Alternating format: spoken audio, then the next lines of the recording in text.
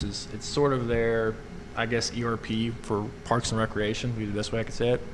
So they're going to be transitioning to a new system called Community Pass. And Community Pass is really one of the major players in this field. It's much more robust than what they have now. We're hoping to get them up and running. We have to get them up and running by the end of the fiscal year. So we're helping them move that along. That project just started a couple weeks ago.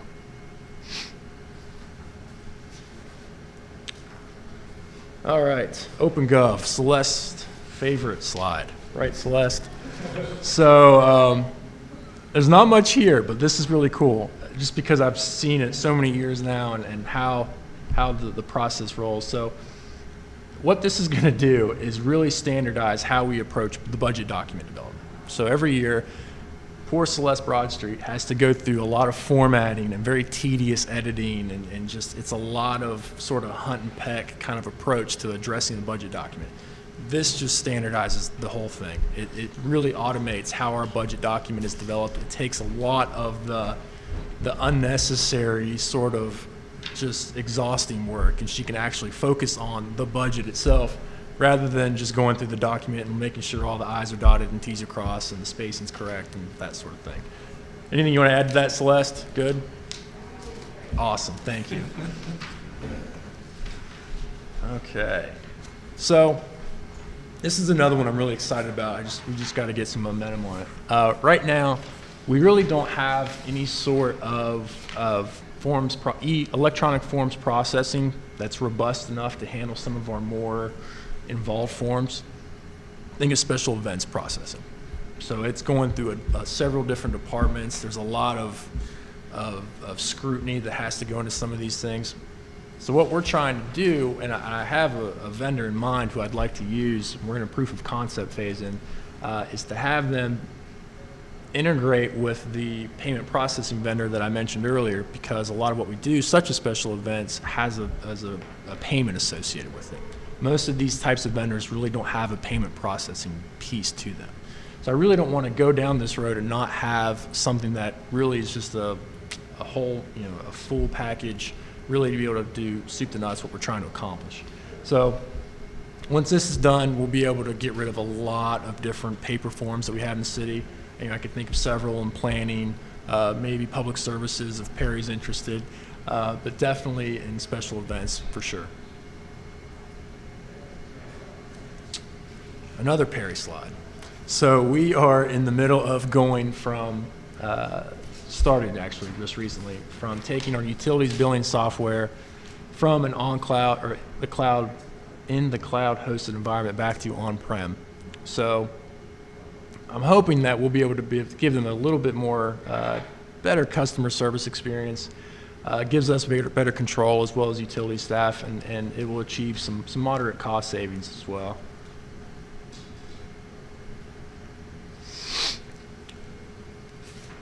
Okay, so right now, IT does not have any sort of event logging software. So the best way I can explain this is, say there is an attack against the city. There's some sort of cyber event. We currently do not really have a way to determine the source of the attack, how the attack traversed the network, its origin, so on and so forth. We just know something's wrong, let's fix it. But we can't truly understand how it happened and why did it get so bad in the way it did. This tool will allow us to do that. It's much more proactive. It allows us to really bolster our cybersecurity presence for the city. I hate to speak of it, but I'm sure you all remember, most of you remember that we had a breach probably 8 years ago. We never did pinpoint how it happened, where it came from, anything like that. If we would have had this tool, we would be much better off, and we would be able to say definitively, okay, this is what happened, here's how we addressed it. We can rectify this issue. So we're hoping to get that rolling. It's in a study period right now, I think 60 days, so we're hoping to get that done this calendar year for sure.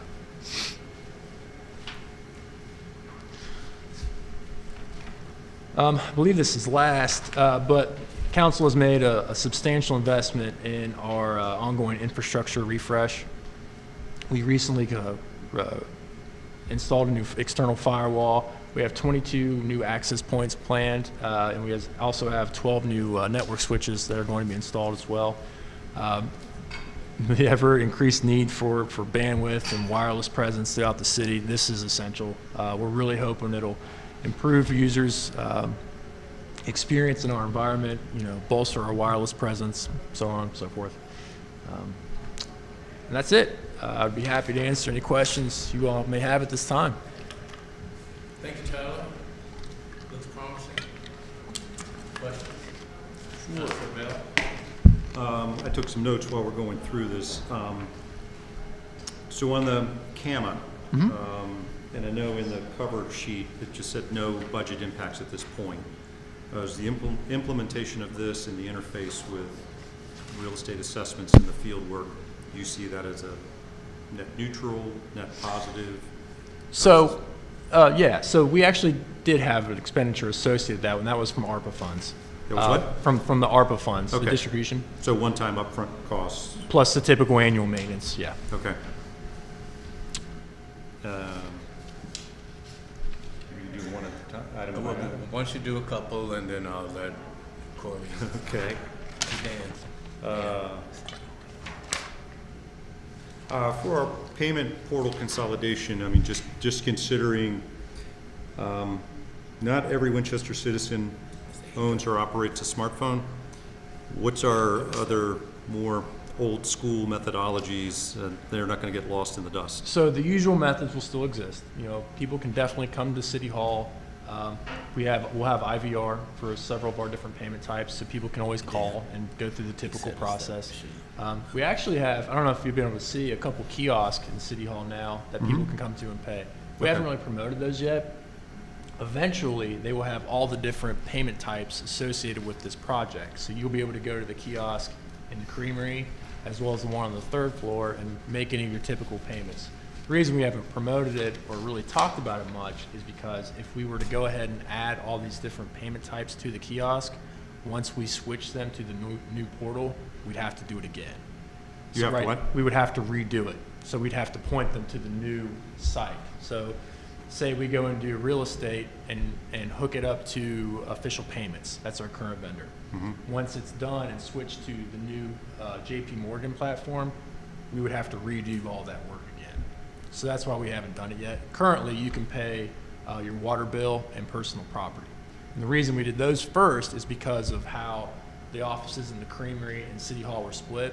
So someone wouldn't have to go to both places on foot if you want to pay your water and say personal property. So right now, citizens can come here or the creamery and pay both without having to traverse back and forth.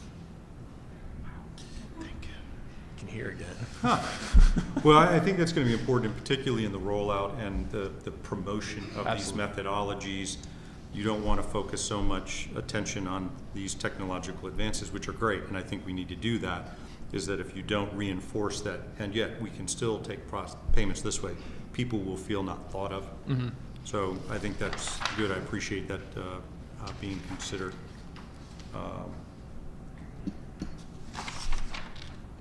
On the online forms and processing, you had mentioned, this would be all city forms.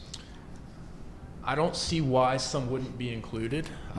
It is a very robust platform that allows us to essentially customize anything we want. The limitation is more associated with your ability and your imagination to do the form. So I could see us doing everything. It just might take some time. Okay. And where are we at? I know this is probably less from a technology standpoint, more from just a customer service on bilingual or multi-language forms. So I'll have to talk to Amy Simmons about that. I know there's some forms that we have researched doing things bilingual, and I think our IVR system will even have the ability to do things in Spanish as well as English.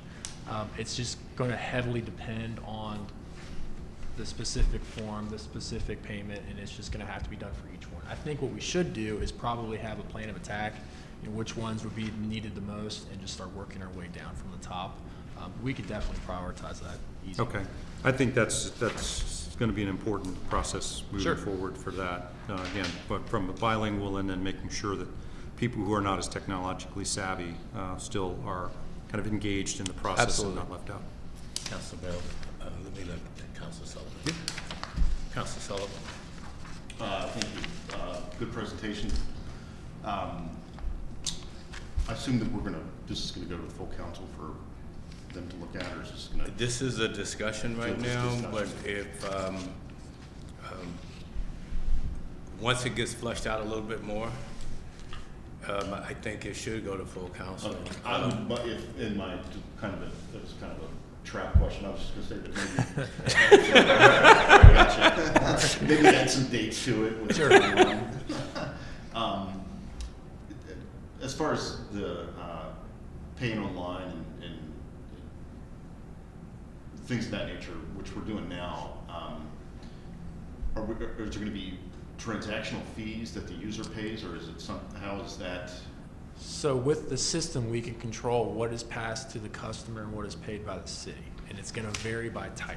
So as of now, utilities, the city pays for the fee. For, let's say, personal property or real estate, the user pays the fee. So it's a lot of, I think EMS, the user pays the fee as well. So it's up to the owner of the payment to make that decision. So, Okay. but we have the flexibility to do whatever, the payment owner wants to do. Payment owner being us, the city. Correct. Okay. Okay. It's kind of what I expected. I just didn't know what. I'm sure we're not at the point yet where we know. Is it a percentage of the bill? Yeah, it's a percentage. And it's pretty comparable to what we were doing before. I think actually EMS is exactly the same. Yeah. It's not an exorbitant amount of money. And it's most of the time, I hate to even say most of the time, it's just going to vary by payment type. And there's so many, we probably would have to bring that back to council or this committee to discuss, Fee okay, what's your schedule or something like that. priorities? Yeah, exactly. Yeah. Okay. Yeah, that was it. Thank you. Okay. I had a couple of questions. If you go to slide number 9, utilities billing software transition. If you gave a reason, I probably didn't hear it because of the noise, but so why has utilities requested that it goes back? So, from my point of view, I think they, in my humble opinion, they would have better customer service from the IT department. We have much more control of the product once it's housed on-prem. We don't have to rely solely on the vendor. Oftentimes, when things are housed in the cloud, people come to us for support. We have to just say, sorry, call the vendor. We can't help you. So these sorts of things will allow us to have a little bit more leeway and control, and they'll save some money as well. So does it make it easier for the customer to just come in and just pay that utility bill as opposed to doing it online? That shouldn't change. Yeah, Okay. they won't even know the difference. Okay. The onboarding of additional offices, I see you have tourism. Has there been any thought for the regional airport maybe? I'm sorry. For the regional airport authority? So we don't support them. I believe Okay. Frederick County does. Okay. Richard? I mean, this is a lot of moving parts. We're busy. Yeah. Yeah, and that's a good thing, and I think it's necessary. I think, the last thing I had was more of a comment, was the event logging software. I mean, I think that's going to be so important for our digital future, and if you don't envision a digital future, then I don't know what you're thinking about. So I think that one's going to be very important and also a robust reaction or preventative plan associated with it. So I think there's all positive things heading in the right direction as long as we make sure that we don't get too caught up in the digital tidal wave that we lose some of our citizens that are not there yet. So. Did you have it? No, I don't think so. So I saw where the mills, it says next will be the excise tax, mills, and occupancy taxes. So That would be in collaboration with the Commissioner of the Revenue's Office and getting that on board. So when are you looking for that to? So we're hoping to get that really rolling over the summer. We've been working with the treasurer quite a bit. Jeff's probably tired of seeing me at this point with getting some of the current things up and running. The commissioner is aware that we're working on this project, and we're hoping to have some very preliminary conversations with her, I would imagine sometime this spring, to get this moving. Okay. So is there a timeline? No. We had a very high-level scoping call with the vendor to talk about the product and what we're looking for, and they were comfortable in saying that we could get this done by the end of the calendar year. Okay, because it would be nice since you guys since you have a lot of momentum in getting this stuff online. I think it would be great that if we can get everything online at one time. Not at one time, but you know what I mean. Like this year. Sure. Yeah. Since you're already working with all the vendors and everything, Yeah. and getting things and getting the basic in place. So. Yeah, we can definitely revisit that conversation and talk about some options to maybe speed that up a little bit. That'd be great. Just one other question to piggyback on what Councilor Sullivan was mentioning about the fee structure. I mean, I think that's something we really want to look at. You know, this is not just a convenience for our citizens. Obviously, well, we want it to be as convenient as possible, but we also want to recognize if there is a fee associated with the transaction, again, whether it's something the city is digesting and why, or if we're passing it on. When you get into real estate taxes transacted remotely, and it's a percentage base, 2% on It's a lot. $48,000 is a significant number. So what price convenience? So I think that's something certainly to look at. Yeah, And absolutely. again, who's taking the fee? If it's the bank or transaction facilitator, then then we know where the limiting factor is. Right.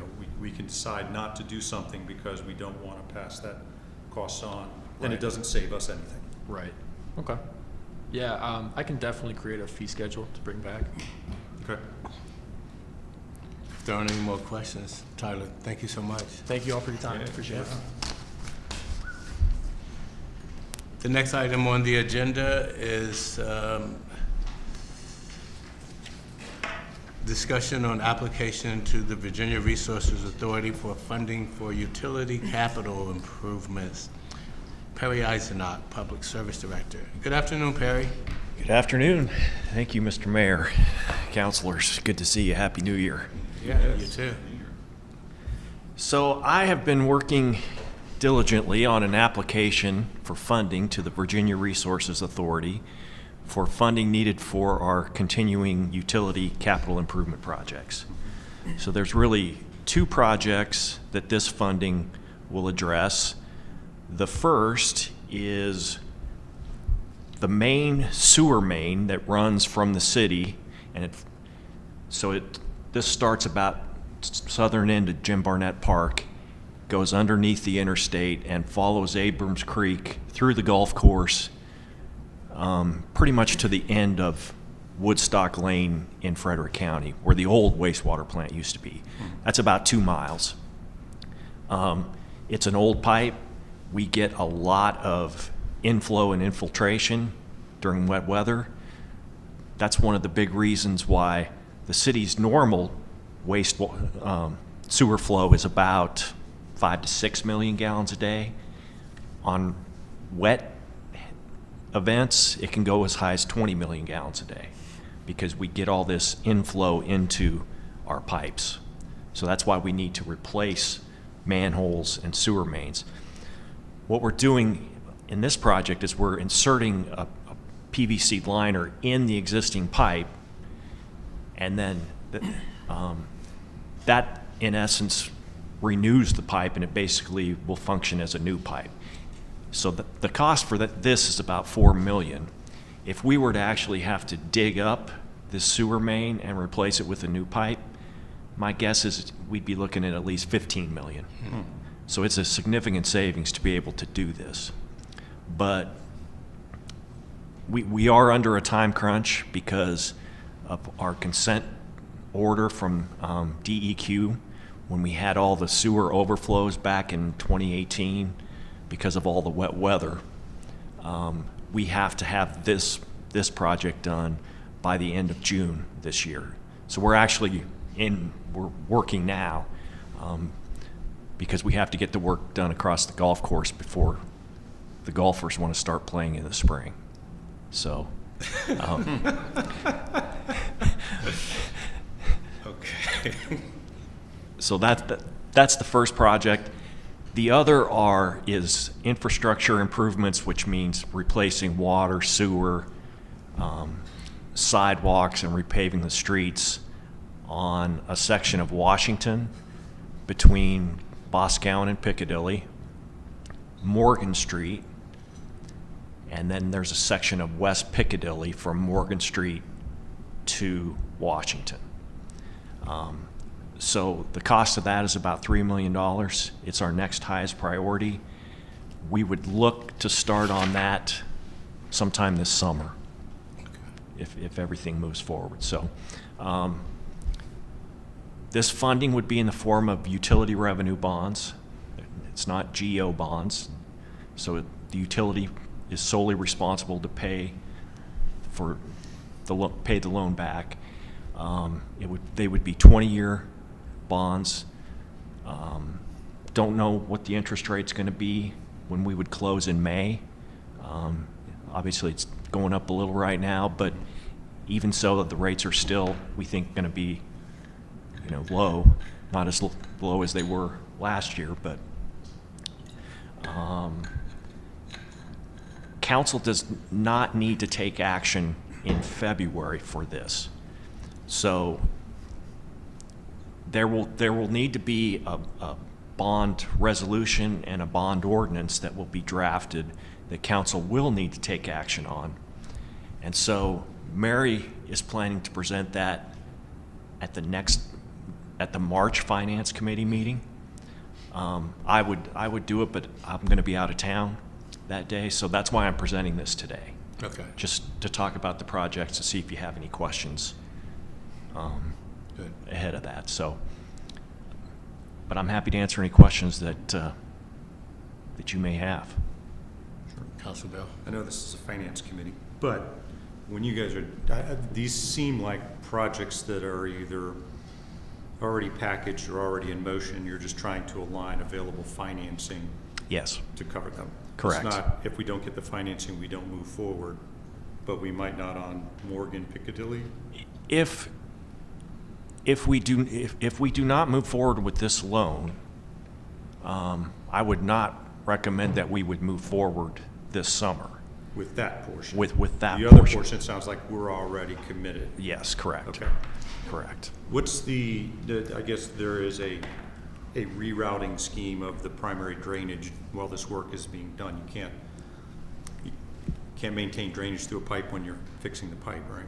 Correct. Yes. So right now, they have been putting in, it's called the pump around.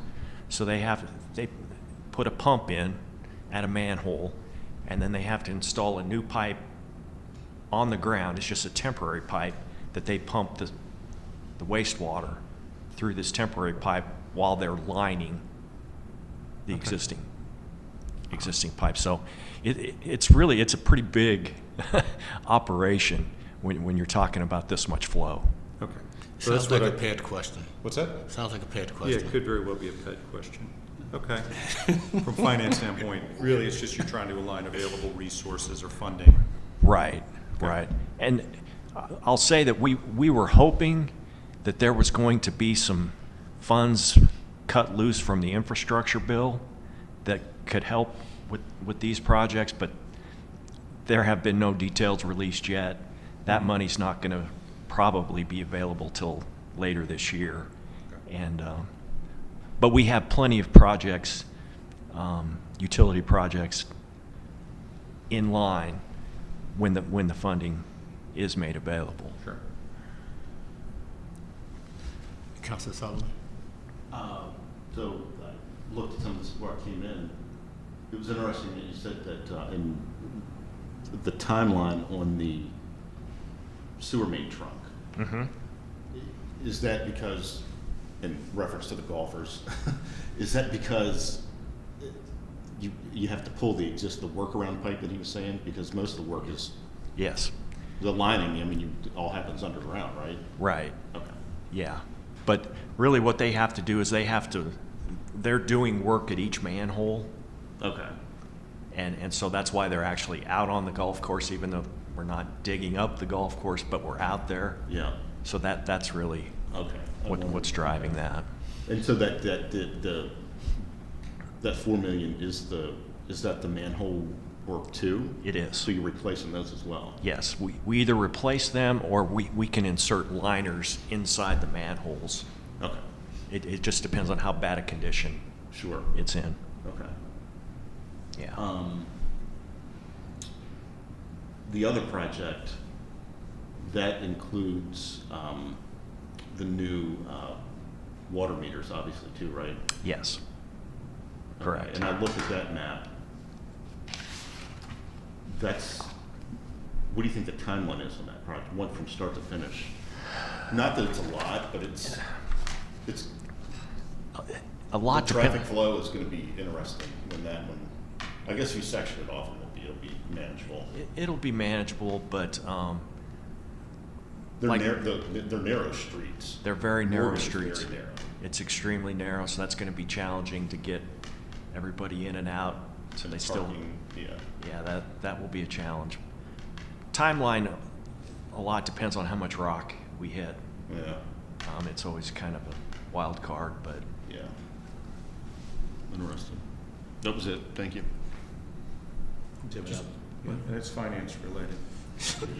Because you mentioned that typically during wet events, we get a lot of infiltration into the sanitary. yes, That obviously is going to the treatment facility. correct. I guess there's that surge or that surplus volume.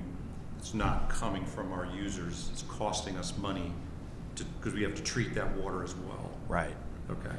Yeah, it costs us money, and this is not out of the norm for old cities like Oh, yeah. what we are. You see, but it's something that we need to continue to work on to get that flow down. Okay. Yeah. Follow up. Yes. Councilor Bell brought up a good point. You received the notice from the DEQ on this. Mm-hmm. Now, was that sent to the city or was that sent to the FWSA? It was sent to the city because the overflows that occurred back in 2018 were in the cities. I see. So they just followed the pipe all the way. Yeah, Okay. correct. Thank you. That's it. Barry, thank you. Oh, thank you all. Appreciate Have a it. good day.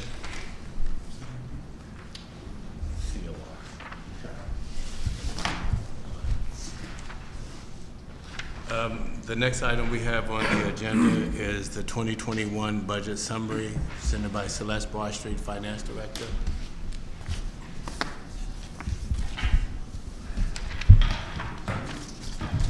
Good afternoon, everybody. So, continue on with the budget summary. This is for the period ending December 2021. So you have the report. I'm gonna have to pull it up on the screen, if you can pull it up, if you would like to see it. But to continue on with what we talked about last month, revenues and expenditures are within parameters of the budget. So numbers are either meeting or exceeding budget projections in revenue and within expenditure budgets.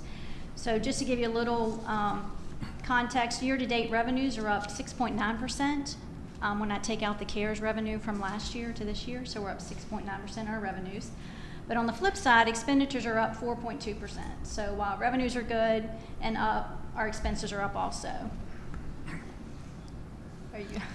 No, it's not you. I'm looking at like that. I'm looking at the screen. I'm trying to figure out. Your forehead's crinkling at me, so I'm Sorry. okay. No, go ahead. No, so everything. Also went back, so sales tax are still up. You see the November sales tax was $1 million, which is great. So that's up 16.4% over the prior year. So I thought it'd be interesting to see what the revenues look like pre-pandemic. So I looked at the 2019, FY19 numbers, and overall, revenues are up 9.7% from period to period, from December to December, December 2018 to December 2021. So over that 3 years, the pre-pandemic, the revenues. And the expenses are up 9.3%. So I think those are good trend numbers. So we're still ahead, revenue above our expenditures. So that's where we always want to be. Real estate numbers are up, as part of the revenue, about $876,000 over last year. Of course, we did have the reassessment year, so values went up. So we kept the revenue rate, the real estate tax rate at 93 cents. So that's what's accounting for that increase there. Personal property is trending the same from period to period, from last year to this year. So with that, I don't have anything else. If you guys have any questions, I know Dan wants to talk about ARPA funding. Councilors? I don't have any specific questions at this time. It's just a lot to take in. Councilor Sullivan? No, I mean, it's good that revenues are up. I still, like, looking at the numbers, it's always interesting that, part of it is the organic growth, but then also when you try to roll in valuations on top of this that are up, how it all, obviously it's going to result in an increase in number. So how do you sort through all that to figure out kind of really what's going on? What's going on, yeah. Yeah, that's always. And you throw in the pandemic and then create the inflation numbers with the sales tax, because, you look back at sales tax from December of 2018 to December of 2019, or 2021, sorry, it's up 21%, that sales tax growth. So, what's accounting for that? Inflation, more people, stimulus spending, The those type of pandemic, things. when the cities took a 2 or 3 month blip, and that was pretty much back to normal. Exactly. So That's the world we live in. I don't know. Speaking about what's going on. it's our new normal, Yeah. right? Yeah, What's normal, right? Well, it's almost like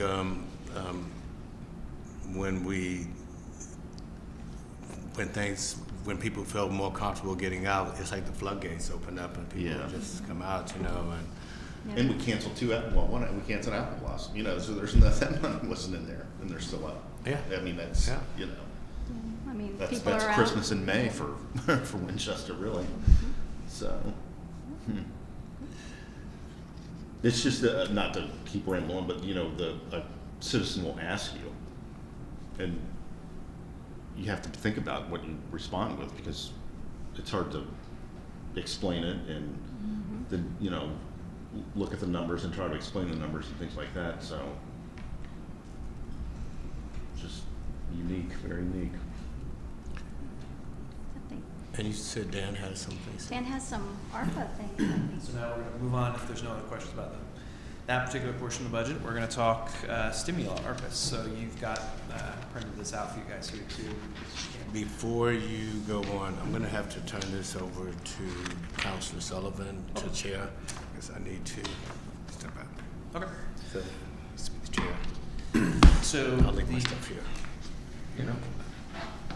all right, so what you have in front of you is actually about 95% old information, but it's in a different structure because, was it about a month ago, we finally got the final federal rules as to how to spend the money we got almost a year ago. So it's now structured in a way that aligns with their expenditure categories.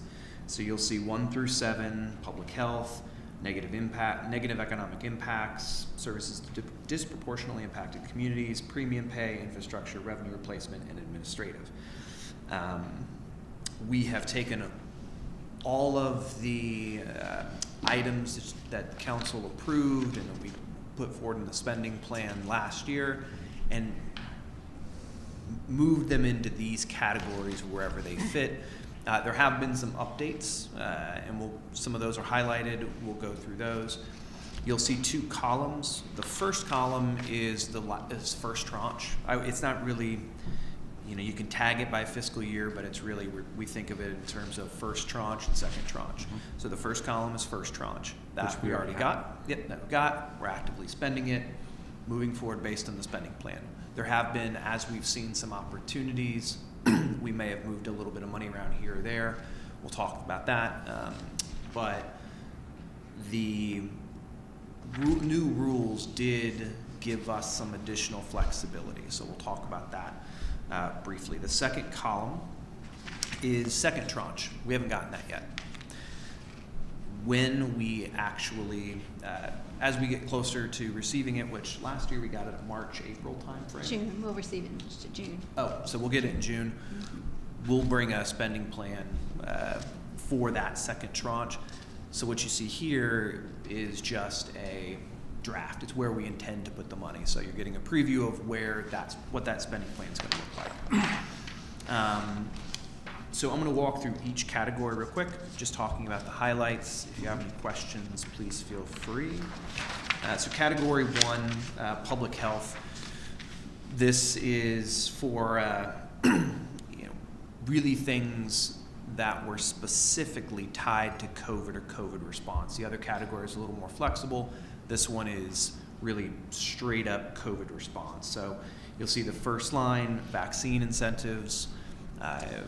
We provide, rather than going through a mandate, we offered employees incentives to get vaccinated, to get boosted. ECC upgrades, that was in the last one. Some of these other things we're actively working on.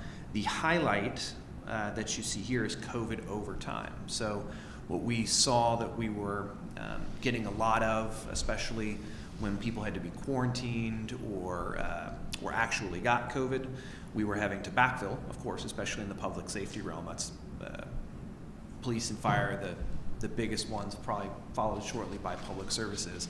We have to backfill overtime. It costs more, and we are able to use some of this money to cover that additional overtime expenses. So we put some money in this tranche and next tranche. To be honest with you, it's going to be more than that. I think the last number we discussed was closer to 500, Celeste, or did we get close to 3? I think it'll be, 3's probably Closer to 3. So this is, if you're curious how much overtime the pandemic cost us last year, it's about $300,000, so not an insignificant amount. Sure. And then there's a little extra money in there for COVID testing. I didn't highlight that because it's $5,000. Category 2, this is for disproportionately impacted or negative economic impacts. These were already in last year in the spending plan, so you've already approved that. That's not different, except utility assistance. We did have a significant amount more in the previous spending plan. I think we had close to $500,000 in the spending plan. We were able to get money from some other stimulus-related sources. I think that money for utilities came from the state or the feds? the state. From the state. So we reduced our expenditure in that particular category, but we did increase the vulnerable population support a little bit to cover some additional requests that we had gotten from nonprofits responding. So a adjustment there.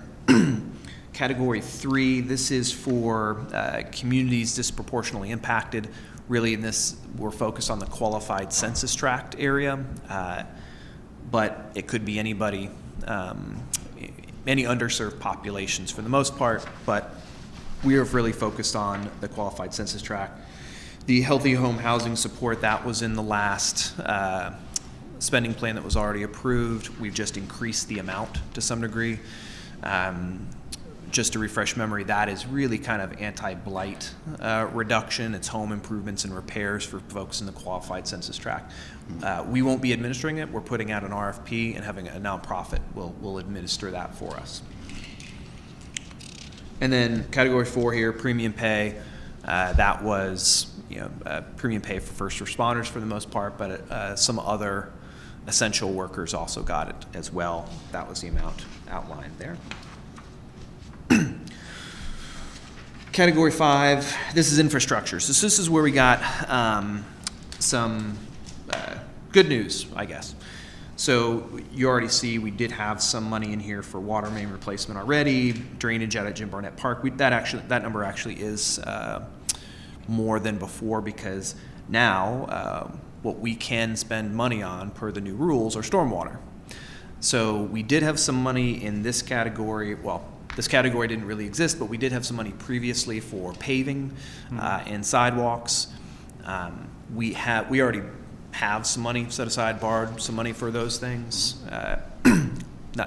That's not to say we're all done with sidewalks. We could borrow money forever, every year, and we'd still be spending money. We'd still have needs on sidewalks, but we do have some in this year's budget. So we took some of the extra wiggle we had and we funneled as much as we could into stormwater improvements. That's not for any specific project.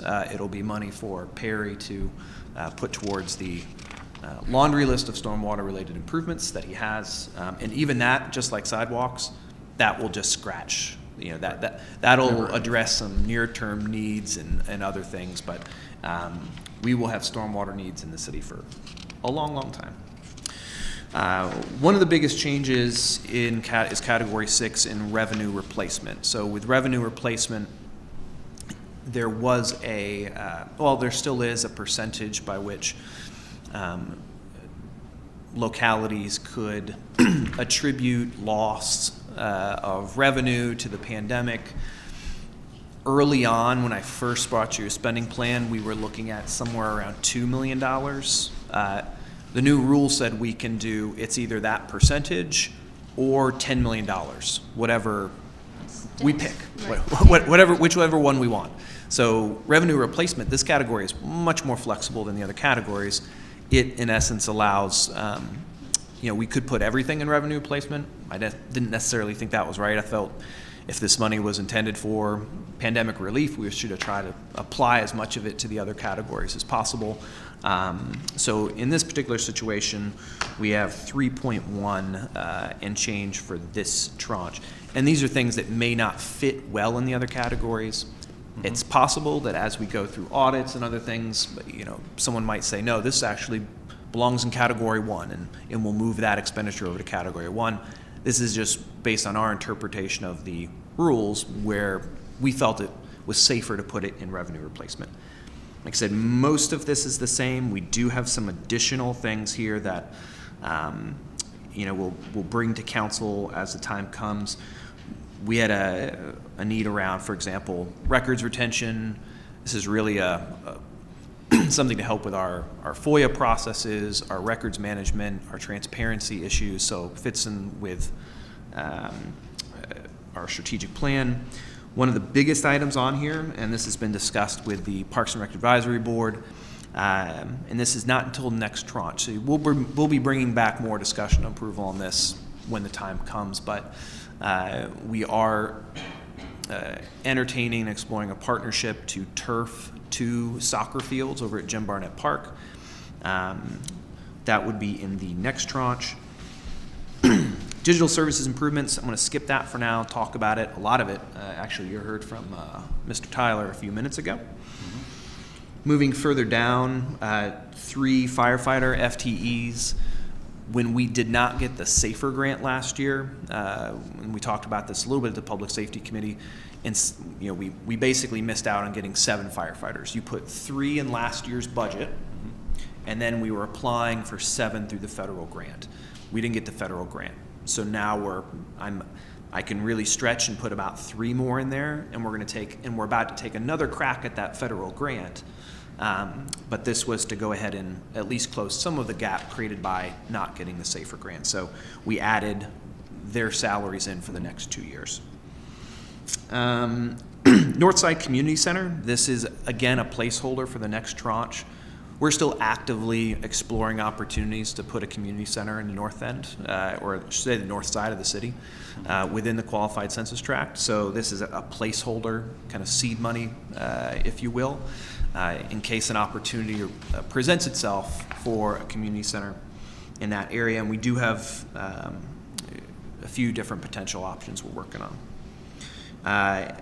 Now, the one last thing to point out here, Poles Park does not exist yet, but because of a donation of some property over on National Avenue, or not, off of Berryville, off of Frederick Avenue, thank you very much, we now have the ability to create a new neighborhood park in a place identified in our strategic plan as lacking a park. So there's several areas in the strategic plan that have been called out as being deficient as it comes to park availability through the donated property, and this stimulus money will be able to establish a new small neighborhood park in that part of the city. Software, that's the final one. This is all actually still under revenue replacement. It's not a separate category, but it was easier to call out the different IT projects. Again, most of these already approved in the prior and are already underway. The website replacement already well underway. You heard about OpenGov. We had not had the CAMA software in the initial spending plan. We moved some software money around to do that. We initially put a 2-year contract for an IT project manager in here. You're going to see in the proposed budget coming up, I'm going to push for some additional resources in the IT department. You just heard the laundry list of projects they have going on, the need for additional, not just resources, but to make sure our staff, that we can appropriately staff, train, keep everybody up to date. It's a significant lift for us, and as you're all aware, technology is evolving very rapidly. So rather than a contract position, I'll be pushing for some additional permanent resources in the IT team. And finally, property tax software. So you just heard about all the projects. This is going to be another project. This would be a very significant project, thus the significant price tag. This is a very conservative estimate, but replacing this system would be, again, a very significant project. So this is a placeholder amount to get us started on basically making a lot of the same enhancements you're seeing to different aspects of those offices, but now moving on to property tax, which would be huge. That is an update on our ARPA spending. I don't need any. I'm happy to take feedback now, any suggestions or comments. This will go to council as well in the future when we have to get future spending plans approved. Just have a couple questions. On category 3, you've got the community paramedicine program, and you've equally dispersed that between the 2 tranches or 2 fiscal years. Do you see this as an ongoing program? So yes, we when we identified the things we wanted to spend this money on, we focused as much as we could on one-time expenses, but there were some areas where, and very limited, I would say, where we thought that a particular program or a particular project was worthy enough that we would go ahead and start it with ARPA money, knowing that in coming years, if it proved out to be worthwhile, we would have to pick it up in the budget at some point. Right. That particular tranche is really seed money more than anything else. There is a position that comes with it, so in the future we would be funding that position. So yes, that is an ongoing program, and we're very close to launching it. And then in category 6, just I noticed a War Memorial Building generator upgrade. Is that because that's obviously if power goes out, if we have a major disaster, nobody's playing basketball probably. But is that an emergency management center? Yep. Yeah, so that project actually would fall under Scott. Okay. Of course, in coordination with. But that's the justification for it. Correct me if I'm wrong, Mary. Yes. To answer your question, yes. Okay. I believe it's so that we could be used as a shelter if need be. I think that was Scott's intent with it. Okay.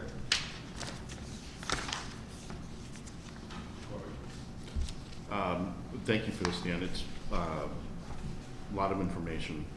A couple questions. On category 6, there's we've got a lot of money allocated for police vehicles, and then I'm looking at the very top, $325 for the police and sheriff vehicles, and then fire and EMS vehicles, it's like a year wait to get a car. Oh, yeah. No, we thankfully, we've already got a lot of that locked in. Oh, so we're good. Yeah. You don't have the problems that average Oh, that I have trying to get it. We had problems. Don't get me wrong. It was not easy. I think we got some of these vehicles from like Tennessee. Like we. Oh wow. Okay. So Yeah. No, we had to scour around for good deals. But I think all of these. I believe this is one of the categories that we have. I think almost all of them on order, if not spent. Okay. So Good to know. Let's nod our head. So. As soon as this got approved, Chief Piper and Chief Henschel and Scott Kinzinger, I think they ordered it the next day. They went out shopping. Oh, they went out shopping. I remember because they were concerned about what your point is, and Yeah. and it did prove pretty tricky. It took some of them 6 months. Those the 2 motorcycles. I mean, I couldn't Later. imagine what the lead time is on something like a fire truck or a rescue wagon or something like that. Yeah, no. These most of these are pickups and SUVs, and those have been very Yeah. hard to come by. I mean, with every locality in the country being able to use it for this kind of spend, Oh, yeah. and there's like 5 manufacturers of fire truck. I mean, it's just, yeah. And we actually, not only, we did have to wait, we took our time and waited for a good deal where we could. Some of them came in a little less than we anticipated, some a little bit more, but no, that money's pretty much been spent. Excellent. Just the other thing is that I like the way that you have it, on page 1. Well, okay, I guess I'm answering my own question. Yeah, that's fine. So I would say, just to clarify it, it's in, we're putting that in revenue replacement. I see. Okay. And one quick thing to point out that I failed to mention, there is this 7th category, administrative, that it's not to say we may not at some point, particularly with this tranche or the next tranche. What is the 7th category? The administrative. It's Oh, gotcha. off the top of my head, Celeste, that covers. It's kind of Like self-explanatory. salaries, like we have to do the reporting, we had to do the first reporting for what we'd spent through December 31st. So, to be honestly, it took me probably 2 weeks to get the information together and get the numbers and all the information, trying to figure out exactly what they wanted in the reports. So my time could be used in administrative. Exactly. That's an example. Yeah, this is over $12 million. All of it comes with reporting requirements, audits, filing it. There is a not insignificant amount of administrative burden that they will allow us to charge to. Right now, Wonder Woman here has been absorbing a lot of that herself. So although it's 0 now, it's not to say in the future we might not just say, you know what, let's get a part-time resource, let's get a contractor or consultant to help I mean, us. in large localities, you'd have to. Oh, they absolutely. Yeah. Many other Yeah, jurisdictions, absolutely. they're hiring a firm. They're hiring, in some cases, major accounting firms to handle it. So, yeah. But anything that ends up going in those 2 categories is coming from the other 6. Yeah. So what you're seeing, it totals up to right about what we anticipate getting. So all the money is accounted for. But if we see some savings in a particular area, or if I see an opportunity to move it around,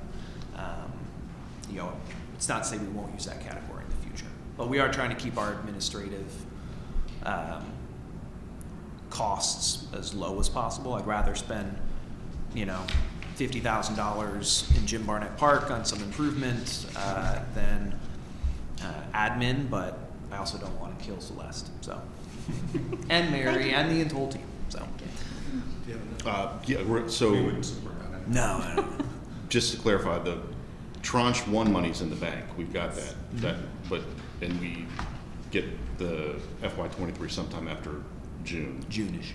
June. We received the first tranche last June, so I would anticipate we would receive the second tranche in June again this coming year. So. But we won't be able to spend FY22 money until, or we're already. The first tranche we're spending. Okay, we're okay. Yep. Okay. Got it. Okay, thank you. So since I'm missed most of the presentation. I can get with you on it. But I do have a question which may have been asked already. And I know we had talked about doing an employee health clinic. Yes.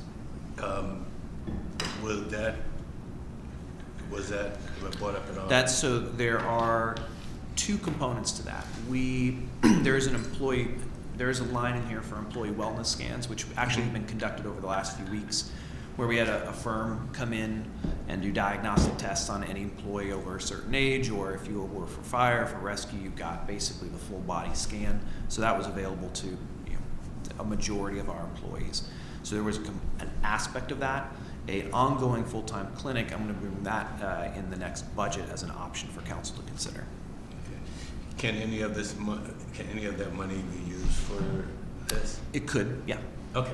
Yeah, but it wouldn't. But it would just be for that first year. It couldn't be for the ongoing aspect. Right, so that's why I wanted to bring it. Given the cost associated with it, I was going to bring it as part of the budget. But that's not to say that we could move money around in the second tranche to cover, let's say, the first year's expenses. Right. Okay. But then every subsequent year would have to be regular general fund. Okay. Were there any other questions? Thank you all. Good. Thank you very much. The next item we have on the agenda is personal property taxation for 2022, effect of increased use vehicle values, presented by Ann Burkholder, Commissioner of the Revenue, and Mary Blow, Assistant City Manager. Good afternoon, Mary. Hello, good afternoon. Is your microphone on? Yeah, it's turning. I think I got it. Tyler broke it. Tyler? I'm a little shorter than Tyler. I'm about a foot shorter.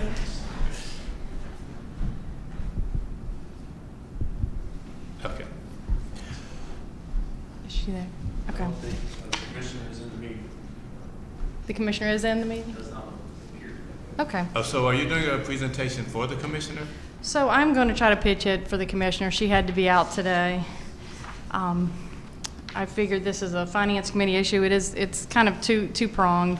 Ann can make decisions on valuation changes, but there's an impact to the budget. So we're going to reflect on those two items. So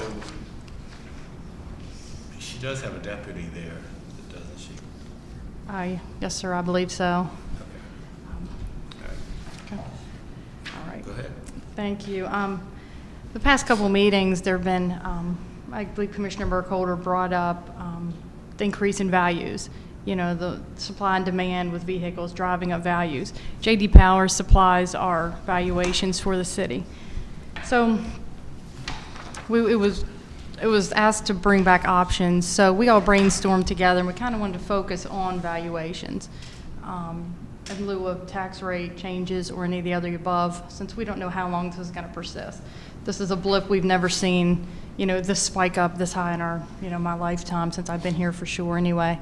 So that's what we wanted to try to address, because to meet two goals, you know, relief for citizens possibly, and to make sure our budget's whole, because as Celeste noted, revenues look good, but expenses don't. Everything is going up with inflation, and particularly in the larger projects that Perry does. So what we did is we met with the commissioner, and we know there's three main valuation methods that J.D. Power uses. You have retail, trade-in, and loan. Retail's your highest, trade-in's your next layer, and then loan is going to be your lowest valuations. City has historically always used, honestly, since I've been here, trade-in, clean. So trade-in has three layers: clean, average, and rough. So the city, and I would say most, I'd say about half anyway of the cities in Virginia use the same clean trade-in value. So what we thought about looking at, we're like, let's look at the methodologies, since we know they're all going to go up. So we decided to do, IT pulled our semi-annual billing fleet, and we evaluated trade-in clean compared to trade-in average. So that's just one rung there. We did not go to rough. So what we saw was the values between clean trade and average trade was about a 26%.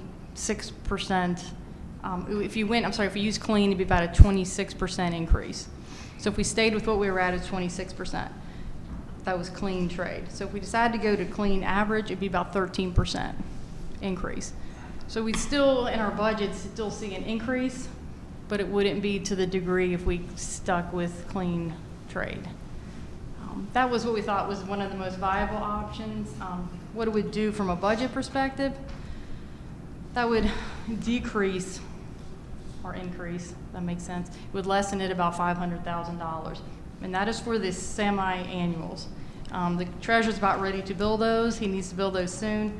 We're about 50% of our fleet semi-annual and 50% still on monthly.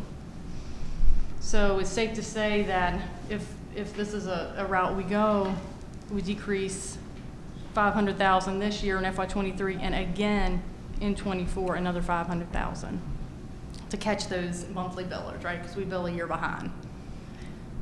So Say that again? we bill a year behind. No, monthly. so we would decrease, So $500,000 in FY23, and then an additional $500,000 in '24. yes. When you let me, I'll ask. Yeah. Go, let her finish because I have some questions. Okay. Please. Yeah. Right. So we're starting with because the semi-annuals are being billed now, so the valuations will go first. So when we hit the valuations for monthly, that would be next fiscal year. So, I mean, go ahead and ask your question. Yeah. I'll make sure I don't confuse you. This is probably in the weeds, but. No, I mean, well, it is kind of. I mean, so obviously, we would be losing 500,000 Well, based if we we would. based on your analysis. Right. But we'd still be increasing. I mean, the budget would still be going up. We projected about, Well, it's a hypothetical number because we haven't set the budget yet. well, just based on the vehicle valuations times the current tax rate, Correct. So, which is 480. but I Right. agreed. Yeah, I That's just right. had to use those factors I knew. Yes, so if we keep it the same, we're gonna get X amount of dollars. If we change it, we're gonna get this amount of dollars. There's a $500,000 difference. Correct. Yes. You got it. But that's, agreed, I agree with that. Okay. But, and that was kind of what I was gonna point out is that we don't have a budget yet. So it'd be one thing if we're looking at this and saying, hey, we're gonna be short this much money because we've set a budget that included that much money. We haven't done that yet. Right, right. Correct. But this is, but I understand what she's saying, that looking at the current tax rate. And so.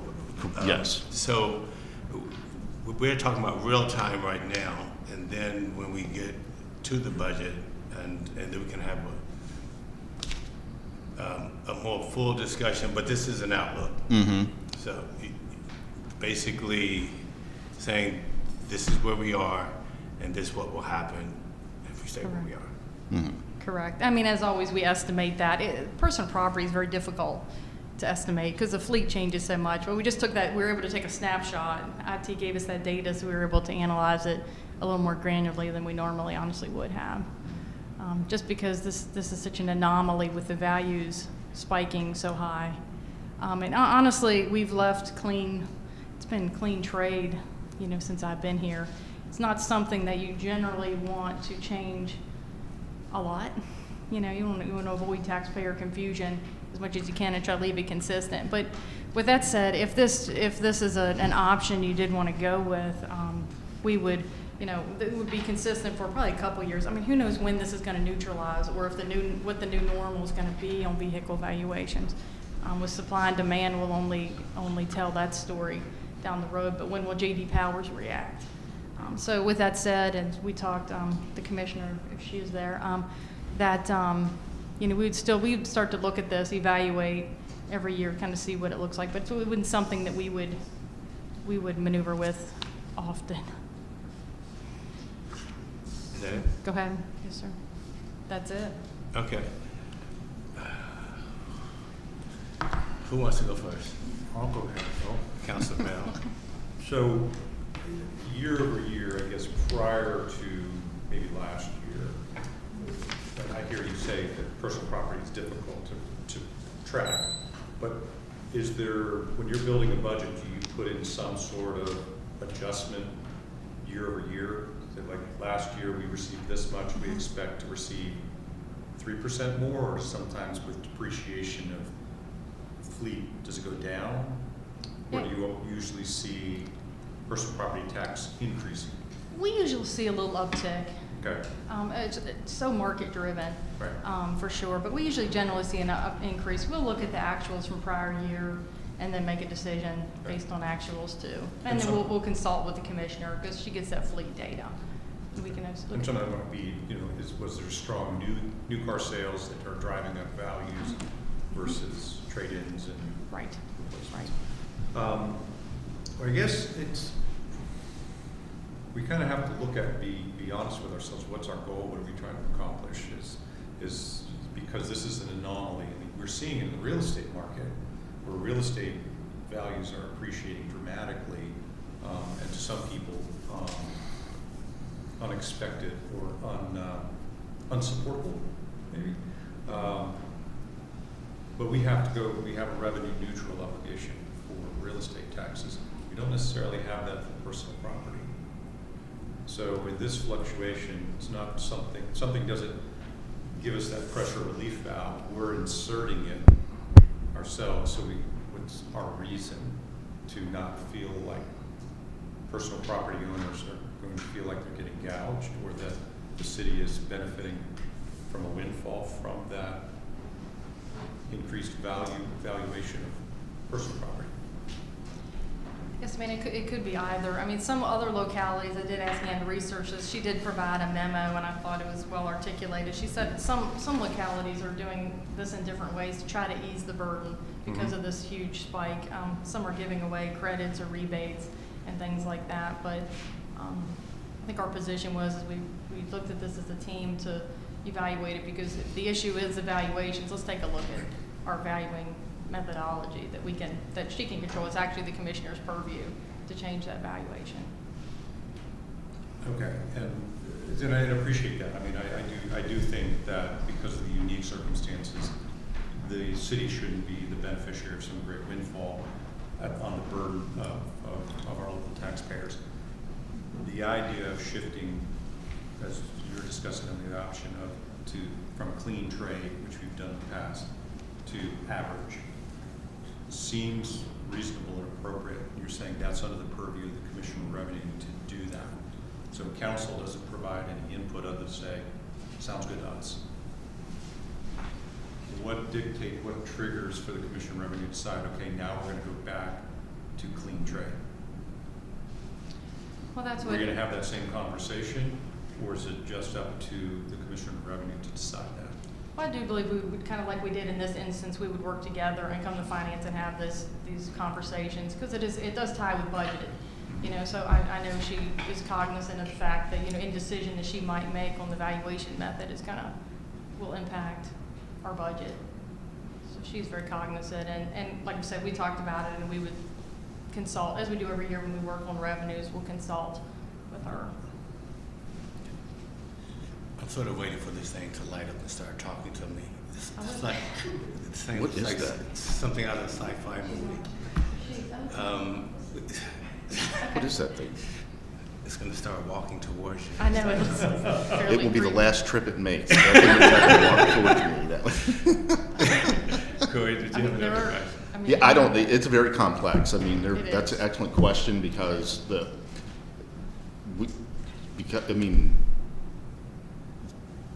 for a lot of reasons. I just think that for somebody to open up that tax bill and it be 30% plus higher,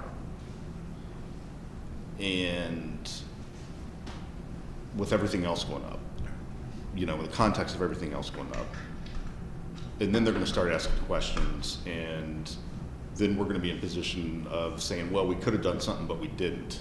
Ultimately, I think is where that would go.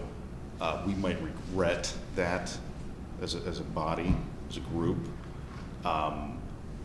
There's a whole nother disconnect out in the public too, which is that there's what the city says the car is worth, and then they take it to CarMax, and there's what CarMax says it's worth, and it's vastly, vastly different. Like significantly different, tens of thousands of dollars in some cases. And that's always been, for as long as I've lived here, that's always been an issue.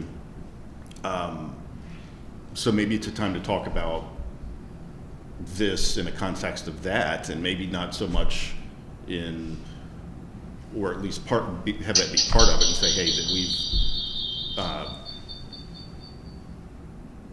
have some other options that might be more fair in the long term, not just over the next year or 2 years or 3 years, but for a long time, and maybe see what those are. But she had mentioned some things about how some localities average multiple sources and so on and so forth. Right. She might be trying to speak, I'm not sure. So I mean, maybe maybe we explore that, and because we keep going through, or maybe and who knows what's good with the economy in the future and inflation. Yes. Yeah. This could be just a continuing circus that. Can you all hear me? Yes. Okay, so I'll leave it at that. 'Cause we have a, thank you. I just have a couple questions, and because I don't want to belabor this, because eventually, at some point, it's going to come to council.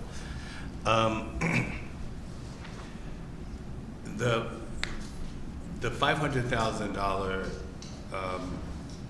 shortfall that we would have this year if the tax rate stays as is, who would absorb that?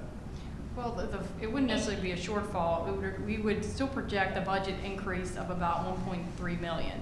If we did the change, if we just did nothing, it would be 1.9 million that we project we would have. So there's no we just wouldn't be able to fund as many things as difference between 1.3 and 1.9 approximately. There'd just be items we couldn't fund in the budget that are requested. So basically, if this happens, then there would be some services that will be cut because of it, to a degree. Possibly, yeah. Most likely, maybe projects not done because that's a higher. So we're basically damned if we do and we're damned if we don't, because it's going to come back to us one way or the other.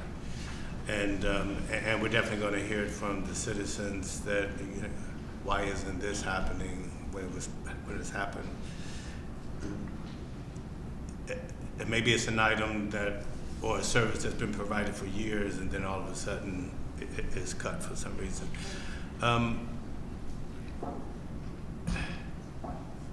Who would be affected the most by this? You were talking about some people opening up their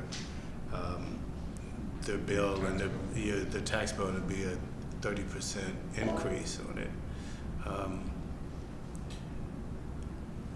Would it be those with that could be getting a higher rate on their used vehicles than those who wouldn't? It would be the higher valued vehicles. A lot of our fleet is in the lower values. I think we looked at it was about $15,000 range. So Okay. I think we computed that to be, maybe a relief of maybe $50 for the year for the lower value cars. For the lower value cars, they would see an increase of $50 maybe. Okay, and then the higher end, what, Would triple that? Go back, yeah. Keep going from there, right?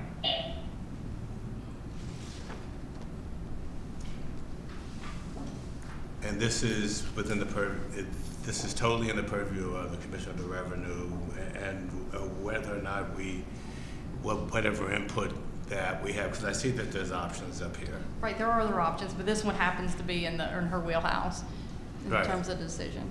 And it looks like city staff, city staff doesn't have a recommendation, but the fourth option is the one that seems to be more favorable.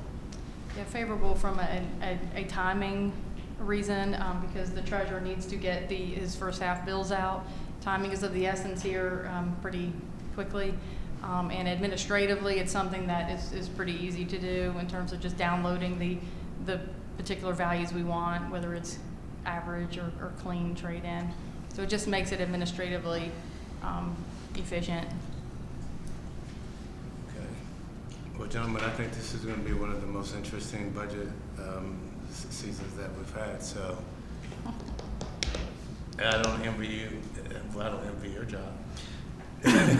No, I mean, as you heard from Celeste in the prior budget report, we might be up 6.7%, but right nipping at its heels is our expenses and materials. And Perry's all the different fluids and oils and greases and asphalt and concrete, all that stuff that Perry, buys in the regular is way up. We're looking at a significant, probably close to $1 million increase from the jail, food and medical. So, I mean, this is inflation. I mean, that's plain and simple. We can ease the burden in one area, but we'll still have to pick up the slack somewhere if we were to decrease this, most likely. It's about finding the balance and making sure that any reductions go to the people that need it most. Right. So. May I? Yes, you may. That was a good idea. I mean, but they go to who needs it the most. I don't know how we figure that out, but I mean, that's an option, something to consider. Well, I would hate to be sitting there saying who needs it the most. Well, I mean, exactly. Because We're early in the way we do this, and that's Correct. it's working against us in this situation. Absolutely. Yeah. Mm. Because any across the board, cut or the change in the valuation process, I mean, that is an across the board thing. So you will definitely have some people who have the means by which to pay Yeah. the amount. I mean, I will most likely on my 2 vehicles, I'll get a deduction. Thank you, but I'm also in a position I'm happy to contribute. That won't be the same for everybody. Right. So finding out who needs it the most is Right, and I think important. that's what Councilor Sullivan was alluding to, and but who makes that determination? I have no idea. I mean, and then there's people that have a fleet of vehicles. Mm-hmm. Companies construction company, whatever. I mean, that it adds up for them really quick too. Do those fall under a different They, for a company? Does that fall under machine and tools, or what does that fall under for a company with a fleet? Does it fall under Machinery, tools, or personal business, property personal tax? property. that Just wouldn't regular fall. vehicle, we don't slice it out. Vehicles as far as the personal property billing goes. Just vehicle, not business. Okay. It is under there. Yeah. So it's just like everybody gets the same thing. The only difference is they don't get PPTRA. Yeah, right, they don't get the PPTRA, Okay. approximately 50%. And then you have the people that lease their newer cars. I would like to see maybe a breakdown of what we're calling the fleet. Okay. I mean, it's going to be a Just kind of by value, which maybe. yeah. I mean, 25, 30. I don't know. However you think it. Okay, X amount of cars. Average value's this. Bottom thirds, up to $8 grand. Middles, and then that. It would help. okay. I like graphs. I tell you, I can see the data better when I see graphs. Well, from hearing the presentation, I think we already know who needs it the most and who's going to be affected the most. So, if there are any other questions, it was a great presentation. It's very enlightening. Well, we knew it was coming, but just to hear it from you. Yeah, I mean, It's a lot, I know. I just heard that months ago. I heard this 40%, and I was like, uh-oh, that's going to be tough. Yeah. Yeah, and there will be. I mean, a new truck. It's 7, 8, 9, 10 months on a truck, and a new truck's $80,000, $90,000, $100,000. for a Ford, whatever, the electric Ford or whatever. It's 80, it's a lot of money. It's a lot of money. I wish I could afford it, but. Yeah. I don't have one. I'm just saying, yeah, I don't have it. Don't put me in that category, but I thought you were offering yourself. no. But there are people that have them that are gonna go get them, so. Mary, what do you need from us? So if you want, if this could go to full council, by the 8th, I mean, we need it. I know from Jeff, the 8th is our drop dead meeting time. If we wanted to, The I 8th gotta have about the 15th in order, of February? February, in order to give me about 10 days or 2 weeks between me and the printers to get them ready, get them out by the 28th of February, so that I give everybody at least 30 days, and the due date's April 5th, so. Okay. All right, so